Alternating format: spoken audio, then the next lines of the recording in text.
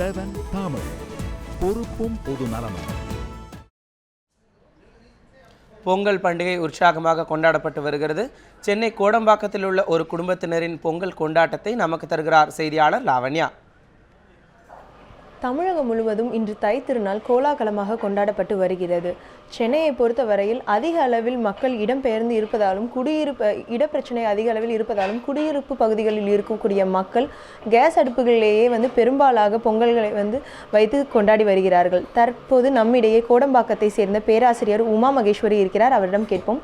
Madam வணக்கம். நம்முடைய பாரம்பரிய விழாவான பொங்கல் பண்டிகை கிராமப்புறங்களில் சூரிய ஒளிக்கு எதிராக வச்சு கொண்டாடுவாங்க. சென்னையை பொறுத்த வரைக்கும் நீங்கள் எப்படி கொண்டாடிட்டு வரீங்க? கிராமப்புறம்னா என்ன பண்ணுவாங்கன்னா, இது உழவர் திருநாள், தமிழர் திருநாள். அதனால சூரியனுக்கு நேராக காய்கறியெல்லாம் வச்சு படைச்சி அங்கேயே வாசல்லையே பண்ணுவாங்க, வீட்டு முற்றத்துலேயே. அந்த மாதிரி வசதி இங்கே ஃப்ளாட்டு மாதிரி வீட்டிலலாம் இல்லாததுனால நாங்கள் இந்த பாரம்பரியமும் நாகரிகமும் கலந்து கேஸ் ஸ்டவ்வில் இது விறகடுப்புக்கு பதிலாக கேஸ் ஸ்டவ்வும் மண்பானைக்கு பதிலாக வெங்கல பானையும் வச்சு அதே மாதிரி நாங்கள் பொங்கல் பண்ணுவோம்.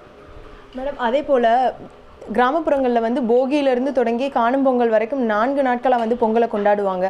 நகர்ப்புறத்தை பொறுத்த வரைக்கும் எத்தனை நாள் நீங்கள் பொங்கல் பண்டிகை விழா எடுத்து கொண்டாடுறீங்க? நாங்கள் 3 நாட்கள் கொண்டாடுறோம். போகி பண்ணுவோம், பழையன கழிதலும் புதியன புகுதலும் என்பதற்கேற்ப பழைய பொருள்களை எல்லாம் இப்போ மாசு கட்டுப்பாடுங்கிறதுனால அதெல்லாம் எரிக்கிறது இல்லை. அதனால் வேஸ்டெல்லாம் கழிச்சிருவோம். அப்புறம் போகி அன்னைக்கு சாமிக்கு படைக்கிறது போலி பண்ணுறது எங்கள் வீட்டில் பழக்கம்.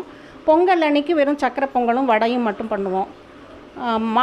மாட்டு பொங்கல் அன்னைக்கு ஃப்ரெஷ்ஷாக காய்கறி விளைஞ்சதெல்லாம் படைச்சிருப்போம். இன்றைக்கி பொங்கல் அன்னைக்கு அதை வச்சு நாங்கள் அவியலோ கூட்டோ பண்ணி வெண்பொங்கல் வச்சு படைக்கிறது 3 நாள் பண்ணுற பழக்கம் எங்களுக்கு. வணக்கம். சென்னையை பொறுத்த வரைக்கும் நாகரீகம் அதிக அளவில் வந்தாலும் நம்முடைய பாரம்பரியத்தை மறக்கக்கூடாது என்பதற்காக மக்கள் சென்னையிலும் பொங்கலை சிறப்பாக கொண்டாடி வருகிறார்கள். லாவண்யா, நியூஸ் 7 தமிழ், சென்னை.